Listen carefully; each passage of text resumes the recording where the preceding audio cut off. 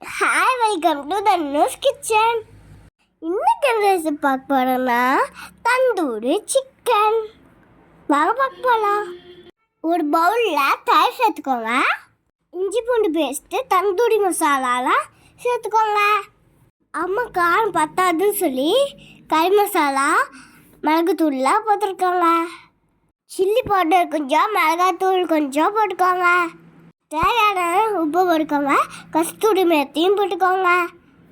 கொஞ்சமாக lemon juice ஊற்றிக்கோங்க. இப்போ நல்லா பருத்திக்கோங்க. தண்ணியில் ஊற்றுறாதீங்க, இன்னும் குழஞ்சு போயிடும். தயிரில் இருக்க தண்ணியே போதும். இப்போ சிக்கன் எடுத்து ஒரு பீஸாக போட்டு போட்டு பருத்திக்கலாம்.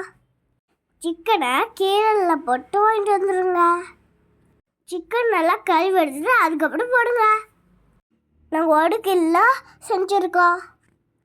7 பீஸ் வந்தது. ஒரு 3 மணி நேரம் நல்லா உடைச்சிக்கோங்க. அதுதான் 4 மணி நேரம் ஊறிடுச்சு. அதுக்குள்ளே மைக்ரோவனை 10 மினிட்ஸ் ப்ரீஹீட் பண்ணிக்கோங்க. அவனை ப்ரீஹீட் பண்ணிவிட்டு எத்தனை பீஸ் வேணுமோ அத்தனை பீஸ் வச்சுக்கோங்க. அவள் தான் ப்ரீஹீட் ஆகிடுச்சு. உள்ள வச்சுக்கலாம். 140 டிகிரிஸில் 10 நிமிஷம் வேக வச்சுக்கோங்க. 10 மினிட்ஸ் முடிஞ்சதுக்கப்புறம் எடுத்து ஆயில் அப்ளை பண்ணிக்கோங்க. ஆயில் அப்ளை பண்ணி திருப்பி ஆயில் அப்ளை பண்ணிக்கோங்க. மறுபடியும் ஒரு 5 மினிட்ஸ் வைங்க. ஆயில் அப்ளை பண்ணிட்டு மறுபடியும் 5 மினிட்ஸ் வைங்க.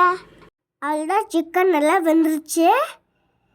ஓவராலாக சிக்கன் 15 மினிட்ஸே வந்துடும். அப்படி வேகலைன்னா 5 மினிட்ஸ் மட்டும் வைங்க சேர்த்து. உண்மையாகவே சிக்கன் சாப்பிட்டு போது செமையாக இருந்தது. தந்தூரி எடுத்து க்ரீன் சட்டியில் தொட்டு சாப்பிட்டா சும்மா அப்படி இருக்கா. எப்படி இருந்துச்சு? சும்மா அப்படி இருக்கு. நீங்கள் கண்டிப்பாக அந்த ரெசிபி வீட்டில் செஞ்சு பாருங்க. பார்க்கவே கலர்ஃபுல்லாக செமையாக இருந்தது. அம்மா அப்பா இதுதான் ஃபர்ஸ்ட் டைம் செய்கிறாங்க. டேஸ்ட் நல்லா இருந்தது. அதுதான் தந்தூரி ரெடி. வாங்க சாப்பிடலாம். பாய். லைக் பண்ணுங்க, கமெண்ட் பண்ணுங்க, மறக்காம சப்ஸ்கிரைப் பண்ணுங்க. பாய் சுட்டீஸ். தேங்க்ஸ் ஃபார் வாட்சிங். எனக்கு கொஞ்சம் கோல்டு, அதனால தான் வாசப்படி இருக்குது. கொஞ்சம் அட்ஜஸ்ட் பண்ணிக்கோங்க. ஓகேவா? பாய்.